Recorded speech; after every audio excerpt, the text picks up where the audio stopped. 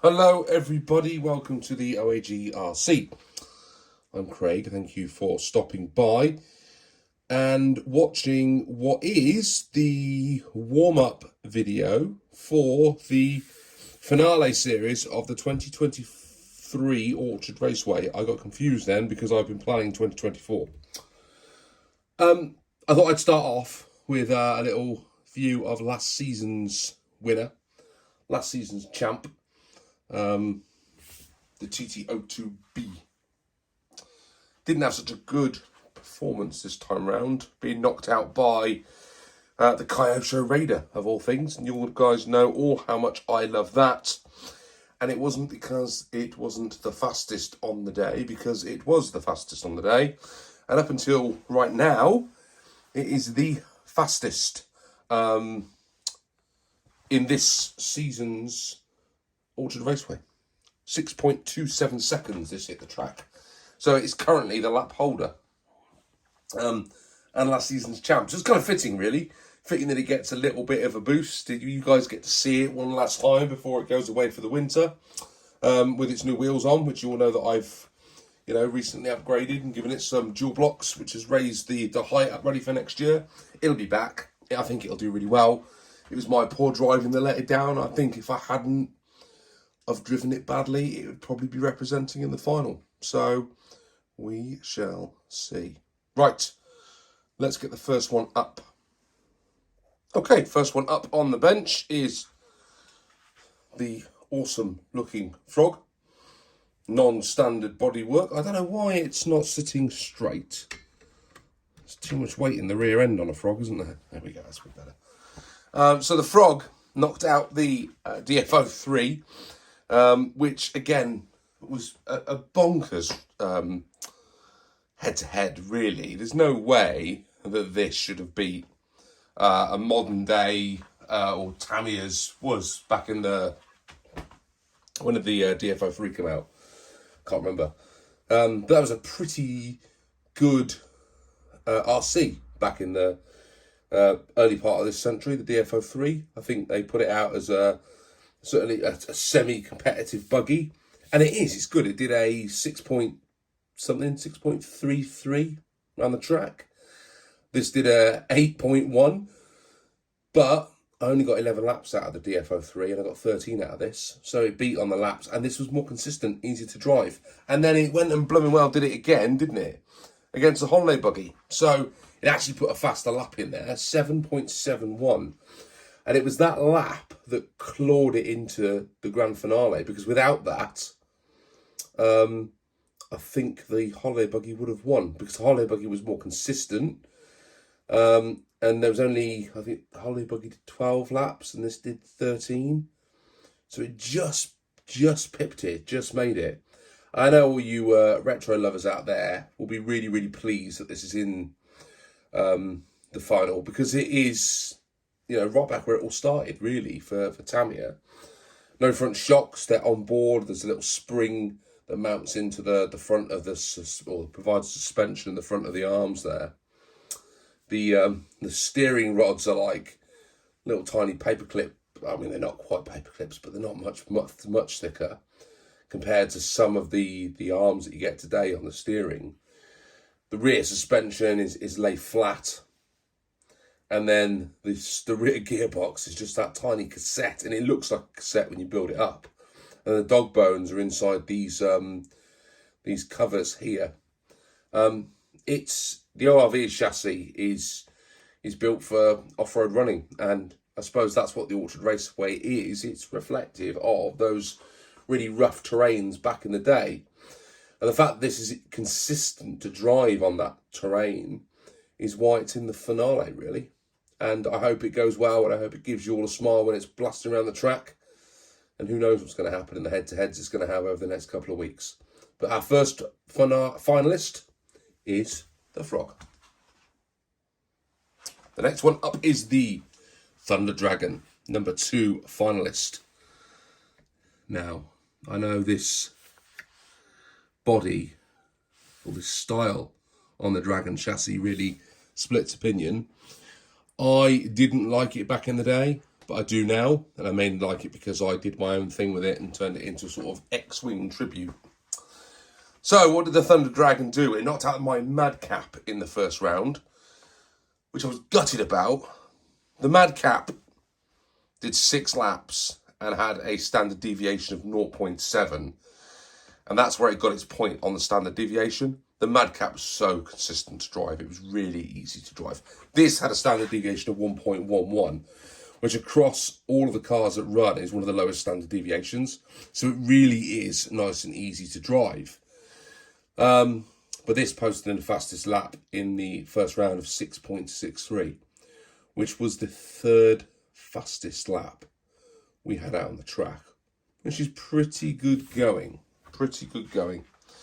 What else can I say about it? Got into the quarterfinals, met itself up against the Rising Fighter, no contest, the light side of the Force against the dark side of the Force, and it won 3-0. I mean, the Rising Fighter wasn't even in it. It only did 5 laps. Its fastest lap was 8.57. This was almost 2 seconds faster, did a 6.77.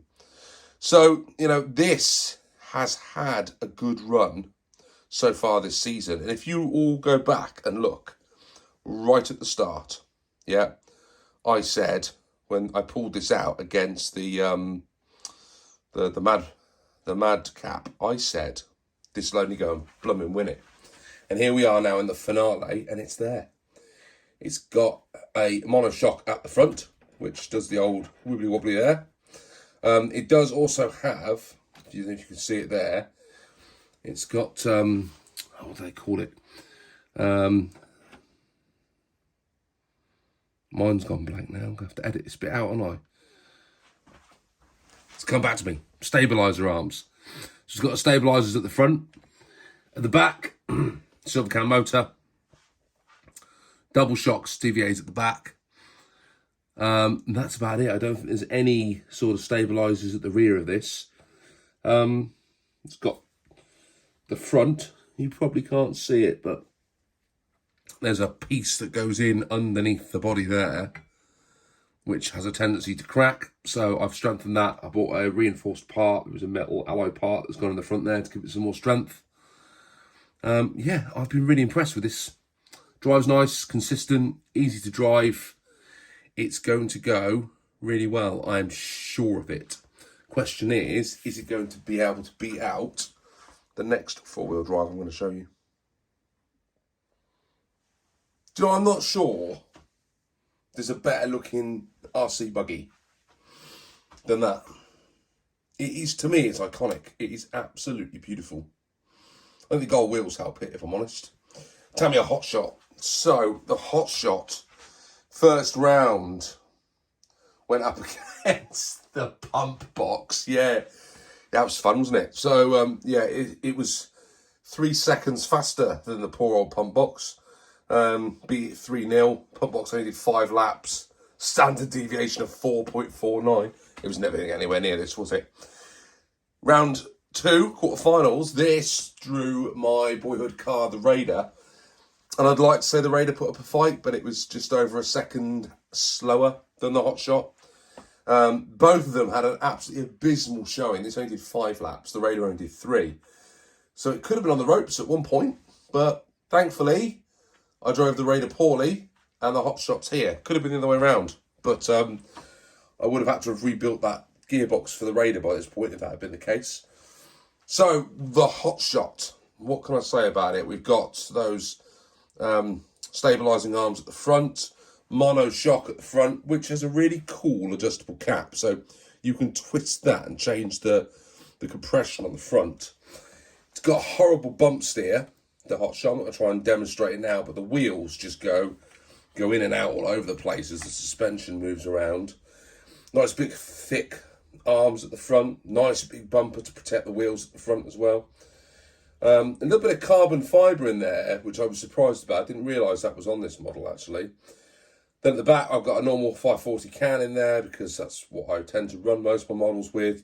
Mono shock on the back with the same design, so you can change it. This was where you had these big sort of heat dispensers at the back, which ran off the back of the old MSCs, but they put a different design on the back of this to keep it So it looks very, very similar. We've got some stabilizers at the back of this one as well. Crash Kramer's in there. All of the electronics are sitting up in here. So there's quite a lot of weight at the back with the motor, but there's also quite a bit of weight at the front where all the electronics go in the tub. And actually, I think that helps keep it fairly well balanced. Look, it's not going to win too many awards these days in a four-wheel drive race because it's proper old school. But then my track is very rustic. It's probably the best way of describing it. So actually, this does run quite well on it. Last season, it finished 4th. And here we are again in the top 4, at least, for this season. So there's something about that, isn't there? One of my iconic cars of all time.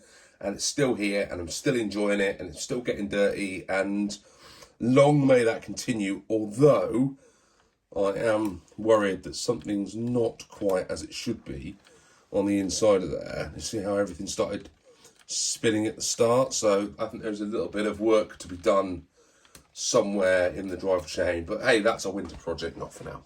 Right, and who's making up the top 4? The Kyosho Ultima, which I must say is one of my better looking buggies.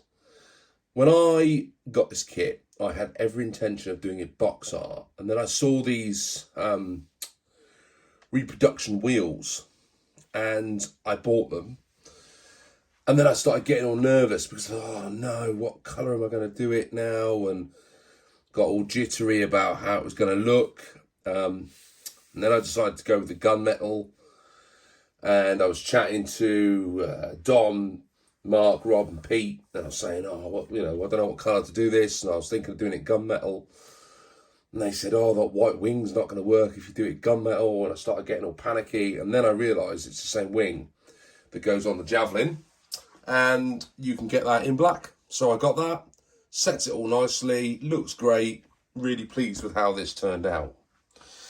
First drive out on the Orchard Raceway went reasonably successfully, did 13 laps. It was up against my TD2. The TD2 last season finished 3rd, and it goes super well. And I don't know, you guys all know that I like that buggy. I really enjoyed the build. I really like the way it drives. I think if it had more laps, I think it would have edged this out in the first round. But it didn't, so the Ultima's here. This did a 7.17 in the first round, which I feel is slow. I think it can go faster than that, but then I also felt the TD2 could have gone better than the 7.34 that it did in 2 laps, really. So this went through the quarters, and in the quarters it came up against the Grasshopper, which is a bit of a mismatch. It was about just under 2 seconds faster than Grasshopper. Did a 7.5 second lap. But again there, I only managed 8 before I rolled it. And this is what I'm finding. Because some of these buggies turn in so much quicker and they're faster to drive, it becomes a lot easier to make mistakes. So if you've got something that's consistent and it's a little bit slower, I'm finding it easy to adjust to that around the Orchard Raceway because it's so tight. I'm not trying to, predetermine the outcome here in any way, shape or form. So, Ultima. I mean, the Riri is lush. Really, really nice build. Alloy chassis, which I've taped up at the bottom to try and protect it. These beautiful shocks, which are just buttery smooth. They're lovely, lovely, lovely shocks. You've got adjustable arms at the front, top, for both steering and for the alignment of the wheels. At the back, we've got a 540 standard motor and a load of grass in the back of there. This didn't have, I'm just looking now actually before I go and say, I think these are just standard dog bones in the back. No, they're not. No, they're CVAs. So I have got CVAs in the back of here. I think they should be standard dog bones, but I got a set of racing ones, I think they were, and just popped those in the back. just because I know someone told me they have a tendency, I think it was David at Kai City RC, so they have a tendency to pop out the back of here. So I did pick some up, bang those in. I'm sure it was David. If it wasn't, and whoever it was, I apologise. Not a lot of space inside the chassis. We have the battery goes across, and then you have some Velcro straps that go around and hold that in place. There is a slipper that's in there as well, which I don't think was standard on the original release. So that is something that's helping it deal with faster drivetrains and more powerful drivetrains in the modern day buggy world. But it is a good looking RC, and I am really pleased with it. So, who do you think is going to end up on top in the Orchard Raceway this season? And I suppose you also are going to want to know a little bit about how this is going to work. And if you've missed the video, I did do a little snippet of how all this is going to come together. And I will put a link somewhere on the screen for you to go and take a look at that.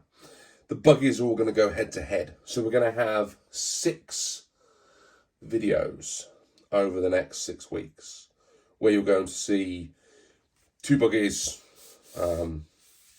race. We'll have a league table that will come together. Then they'll mix up and do another 2 sets of races, then another league table, and then we'll have a final 2 sets of races with a final league table. And there are going to be bonus points for buggies that are more consistent and also buggies that are really fast. So I am looking forward to crowning our Orchard Raceway champion for 2023. We will have a sort of passing of the torch ceremony from the TTO2B.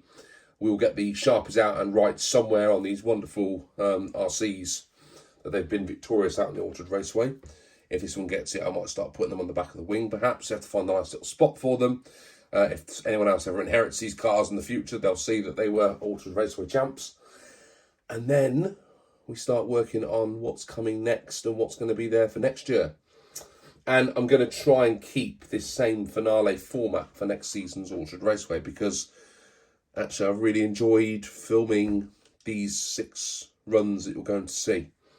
And I think it's a far easier way for me to put together a sort of finale for a race of champions, so to speak, because next season the vintage and the modern buggies will be separated in separate classes. So in the 2-wheel drive, this will go up against the Frog, the Raider, the Madcap, and the Cougar. And then the 4-wheel drives, such as the Thunder Dragon and the Hotshot, will go up against some other stuff, that I've got that, will run against those in sort of a retro class, something like this, for example. Yeah, it's a nice little treat, isn't it? Little bit of a bonus surprise for you there. That's what I've been working on this winter. So hopefully we will find someone to crown champ at the end of the season. And I hope you've all enjoyed this video. Sorry if it's been a long one, but I thought you'd all like to see up close our final 4 before they all get messed up. Thank you so much for watching, and I'll see you all soon on the Orchard Raceway. This has been Craig at the OAG RC. See you all soon.